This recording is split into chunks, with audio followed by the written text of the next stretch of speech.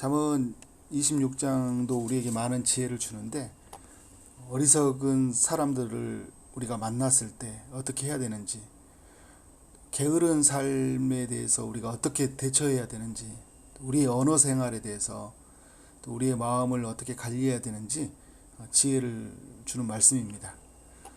4절, 5절의 내용은 말도 안 되는 논리를 펼치고 자신의 의견을 주장하는 그 어리석은 사람들을 만났을 때 우리가 어떻게 대처해야 되는지를 알려주고 있는데요.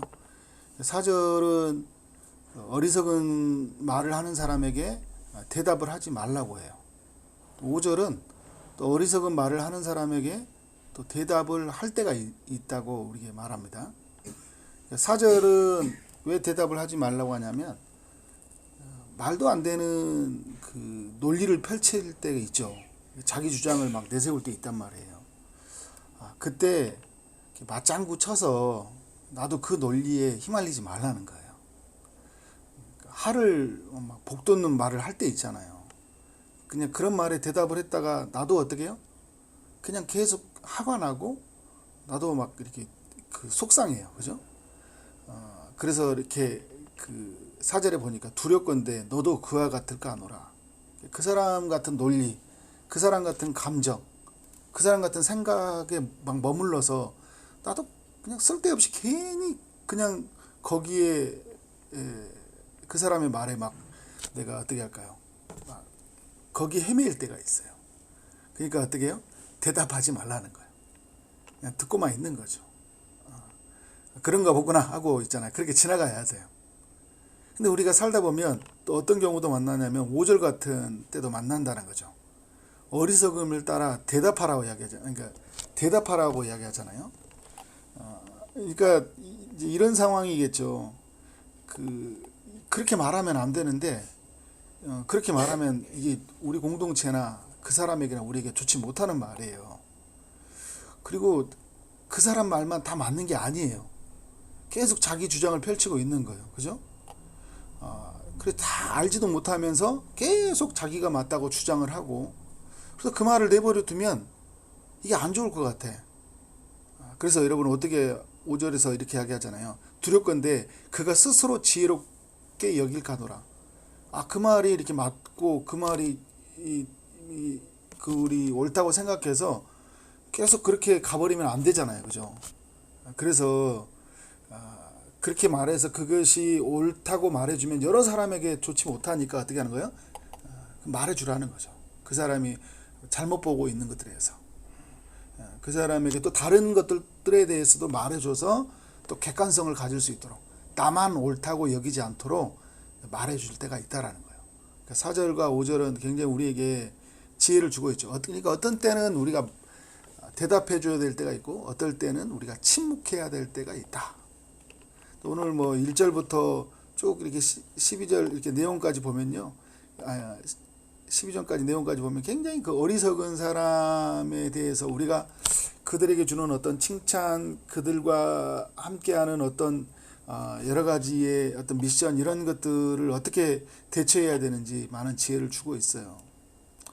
13절부터 16절까지는 게으른 삶이 우리의 삶에 얼마나 어리석은지에 대해서 지혜를 주고 있는데, 13절에 보니까 게으른 자는 길에 사자가 있다, 거리에 사자가 있다 하느니라 라고 이야기를 하고 있어요. 뭘 말하는 걸까요? 밖으로 나가서 뭔가 해야 되는데 지금 밖에 사자가 있어서 어떻게 해요? 나 못 간다라는 거예요. 안 되는 이유들이 많은 거죠. 나 이래서 못해. 방해 요소 많고, 항상 무슨 일 하면 어떤 장애물 요소들이 이렇게 많다는 것들이죠. 차일피일 미루고, 그래서 안 되는 이유들을 막 찾아서 말하는 거죠. 사자가 있다. 길에 사자가 있고 거리에 사자가 있다. 너무 무서워서 못하겠다. 나 나가면 물려 죽을 것 같다. 나 망할 것 같다. 그죠? 우리 다 무너질 것 같다. 게으른 사람들의 특징이라는 거죠. 핑계가 많다. 그죠? 그래서 우리 사람들이 하는 우스갯소리를 하는 소리 있죠. 핑계로 성공한 사람은 김건모밖에 없다고 하잖아요. 김건모밖에. 무슨 말인지 모르신가요? 김건모의 노래에 핑계가 있잖아요. 그러니까 핑계를 대지 말라는 거죠. 그죠? 14절에 보니까 문짝이 저기를 따라서 도는 것 같이 게으른 자는 어떻게 침상에서 계속 돈다. 그러니까 게으른 사람들은 늘 침대가 가까이 있어요. 이게 다른 성경에도 계속 말하는 게 잠언에서 몇 번 반복되는 게 있죠. 좀 더 자자, 좀 더 놀자. 그죠? 계속 침상에만 있어요. 집이라고 말한다면 화장실도 있고 거실도 있고 주방도 있고 그죠? 또 각 방도 있고. 그래서 내가 어떻게 해요? 그 방도 돌아봐요. 거실도 돌아보고 주방에서 해야 될 일도 있고 그죠? 화장실 청소도 해야 되고 분리수거도 해야 되고 그 집이 또 다른 공간 뭐 다른 것들 준비해야 되는데 계속 침상에서만 어떻게 해요? 그냥 침상에서 이리 누웠다가 저리 누웠다가 그죠? 그냥 쳐다보는 것은 천장만 쳐다보고 있고 그죠? 이게 게으른 사람들의 특징이에요. 천장만 쳐다보는 사람들 그죠? 거기서만 뱅뱅 노는 사람들. 게으른 사람의 특징이라는 거예요. 잠언이 이렇게 너무 잘 보여주고 있죠. 게으른 사람들이 어떤 사람인지. 16절에 보니까 게으른 자는 사리에 맞게 대답하는 사람 7보다 자기를 지혜롭게 여기느니라. 그러니까 굉장히 똑똑하고 현명하고 지혜로운 사람들이 있잖아요. 그 7명보다 그 자기가 더 지혜롭다고 얘기하는 게 뭐냐면 아무리 주변에 있는 사람들이 막 설득하고 조언해줘도요 잘 안 들어요. 막 거리에 사자가 있다 이야기하고 있고 또 나름대로 뭐 엄청 말은 잘하잖아요. 나 이래서 못해 저래서 못해 그냥 말은 청산유수에 그냥 보니까 안 될 것 같아 그냥. 근데 아무리 지혜로운 사람이 말해도 어떻게 그와 같은 논리를 계속 펼쳐요. 그러니까 되는 게 없는 거죠. 오늘 우리가 해야 될 일들, 지금 해야 될 일들, 내가 해야 될 일들 잘 살펴야 된다. 제가 우리 기쁨의 노사교회 김광희 목사님 우리 같이 사회 갈 때 그런 이야기 하거든요. 교육자 회의할 때 이번 주 해야 될 일들, 오늘 해야 될 일, 이번 주 해야 될 일이 뭔지, 그리고 교육자는 3개월 뒤에 뭐가 있어야 될지를 미리 생각해야 된다. 그래서 오늘 우리가 뭘 해야 되는지를 해야 된다. 그때 말이 좀 기억이 나요. 우리 교육자 회의하고 할 때 그런 것들이거든요. 게으름이 결국 나중에 큰 어려움들을 이렇게 만들어내요. 지금은 그냥 하루 좀 더 자고 누워있고 이렇게 지날 수 있지만 좀 시간이 지나면 어떻게 해요? 좋지 못한 결과다. 건강도 좋지 못하고요. 내가 해야 될 일을 하지 못함으로 다른 사람에게도 피해를 주고 그리고 잠언 전체가 말한 것처럼 빈궁이 찾아와요. 빈궁. 그러니까 내가 어떤 경제적인 어려움들은 가시덤불과 엉겅퀴를 내는 세상이기 때문에 제가 들어와 있는 세상이기 때문에 내가 수고한 만큼 다 들어오지 못하는 건 있어요. 그런데 여러분 또 하나 부인할 수 없는 게 뭐냐면 게으름이 우리의 삶에 빈궁을 찾아올 수 있다. 그러니까 예부의 탓으로 다 돌리기는 어렵다는 거예요. 나에게도 문제를 찾는다면 게으름 문제와 또 정직하지 못한 문제 여러 가지들이 문제들이 있겠죠. 잠언이 우리에게 알려주는 지혜인 거예요. 자 17절의 이하는요. 우리 언어생활 다툼을 일으키는 언어생활에 대해서 지혜를 주고 있는데 17절 길로 지나가다가 자기와 상관없는 다툼을 간섭하는 개의 길을 잡는 자와 같으니라. 그죠? 다툼을 간섭하는 자는 누가 이렇게 다툼을 간섭하고 있는 데에는 개의 길을 잡는 자와 같으니라. 개의 길을 잡으면 어떻게 해요? 큰일 나잖아요. 그냥 물고 막 어려운 일이 생기잖아요. 그러니까 다툼에 어떤 사람도 있을 때 함부로 끼어들어서 내가 막 말해주지 말라고 하는 거예요. 잘 들어주고 그죠?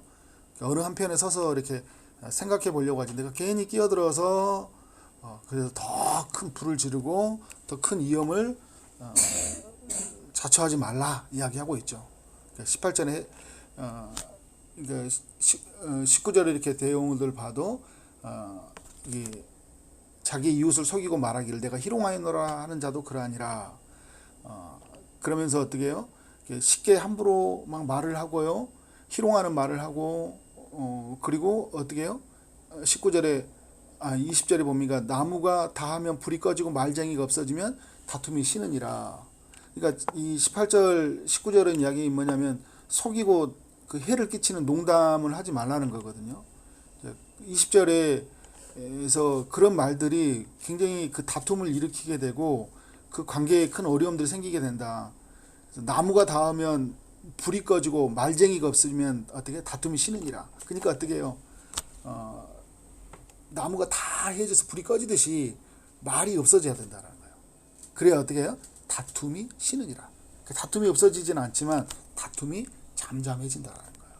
그러니까 여러분 어떻게 해요? 침묵하라, 잠잠하라 이야기를 해주고 있어요. 그러니까 또 어떻게 해요? 시비를 불러일으켰을 만한 그런 말들 하지 말라. 그러니까 18절, 19절도 내가 희롱하노라 하는 자도 막 말하면서 막 그렇게 쉬운 농담을 해버리잖아요. 그런 말들이 사람들의 관계를 어떻게 더욱 악화시켜요. 다툼을 일으킨다라는 거예요. 침묵하라라고 이야기해주고 있는 거죠.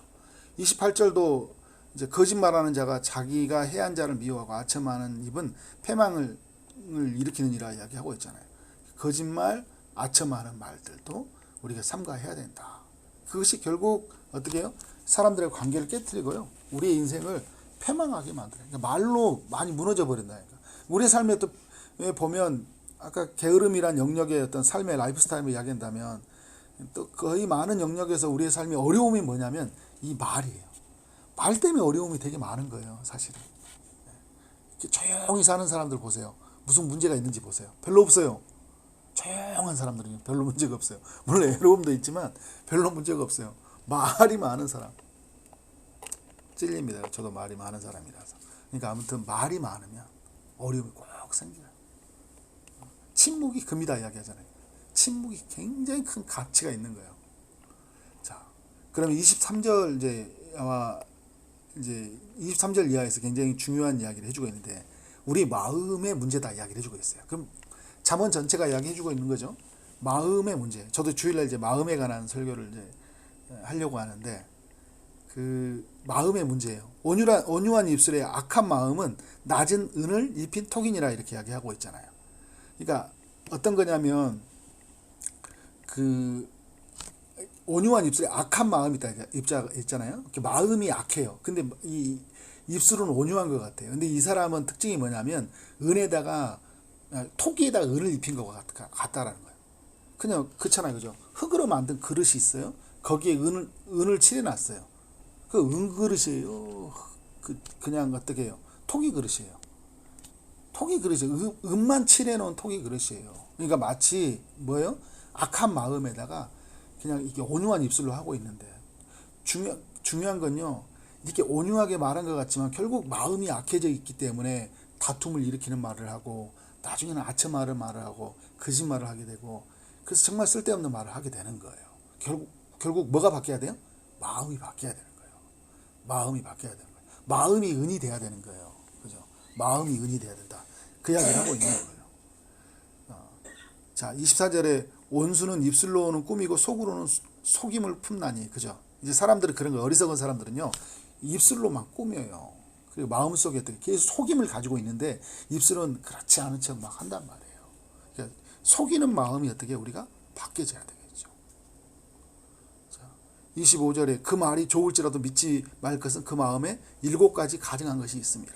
그러니까 여러분 이게 누군가의 그 마음까지 들여다볼 수 있어야 되거든요. 이게 이제 내 마음도 그렇지만 상대방의 그 마음의 그 이면에 볼 수 있는 것들이 지혜잖아요. 그러니까 지혜는 그 이면의 것들을 보는 거죠. 그리고 그 끝을 보는 거거든요. 그러니까 통찰력이라고 이야기하고 분별력이라고 이야기하잖아요. 통찰력이나 분별력은 뭐예요? 그 이면의 것. 이 끝을 보는 건데 어떤 사람이 말을 했을 때 그 말만 보는 게 아니라 그 이면을 보는 거예요. 가증한 것들을, 속이는 것들을 볼 수 있는 이제 지혜가 필요하죠. 근데 이게 이제 나에게도 마찬가지예요. 이게 언어 생활로 가져온다면 7가지 가증한 것이 있다고 이야기하잖아요. 우리 마음에. 정말 악한 마음이 많다라는 거예요. 그래서 뭐가 고쳐져야 돼요? 이 7가지 가증한 것이 고쳐져야 되는 거예요. 우리가 그러니까 다른 사람을 볼 때도 그렇고 나를 이제 볼 때도 이게 다양한 지혜를 주는 게 이제 잠언의 말씀인 거예요. 26절 속임으로 그 미움을 감출지라도 그의 악이 해중 앞에 어떻게 한다고요? 드러난다. 그러니까 여러분 내가 막 다 감춘다고 해도요. 그 결국은 이게 어떻게 해요? 내 속에 있는 것이라서 선한 것은 선을 내고 예수님이 말한 것처럼 악한 것은 악을 낼 수밖에 없어요. 결국은 알아요. 우리도 여러분 보면 알죠. 오랫동안 관계를 맺어보면 이게 그 말과 이런 것들이 다 이렇게 정리가 돼요. 그래서 우리가 뭘 바뀌어져야 돼요? 마음이 바뀌어져야 돼요. 마음이 치유가 된다고. 마음이 고쳐져야 된다고요. 그래서 우리 하나님의 성령이 내 마음을 주장하시고 하나님의 말씀이 내 속에 풍성히 거해야 돼요. 시편 119편 11절의 말씀처럼 내가 주께 범죄하지 아니하려 하고 하여서 주의 말씀을 내 마음에 두었나이다. 말씀이 막 나를 어떻게 해요? 이 성령으로 함께 아름다운 마음으로 기경이 돼야 되는 거예요. 그때 우리가 좋은 마음이 되고 우리의 가증한 것이 제거가 되고 우리의 미움이 제거가 되고 우리의 속임이 제거가 되어서 아름다운 언어를 사용하고 그죠? 그리고 아름다운 관계를 유지하고 그래서 아름다운 세상을 맞이한 거예요. 그래서 우리의 삶에 천국의 기쁨을 누리는 거예요. 이 세상에 왜 이렇게 문제가 있냐 할 때 결국은 여러분 인간의 문제는요 각 사람 속에 있는 마음의 문제였던 거예요. 그 악한 마음이 고쳐져야 돼요. 그것이 우리의 언어 생활로 우리의 삶으로 이렇게 나타났을 때 어떻게 삶의 관계가 풀어지니까 해결되지니까 너무나 은혜로운 세상을 우리가 은혜로운 일상과 삶을 맞이할 수 있는 거예요. 그래서 내가 바뀌어야 되는 거예요.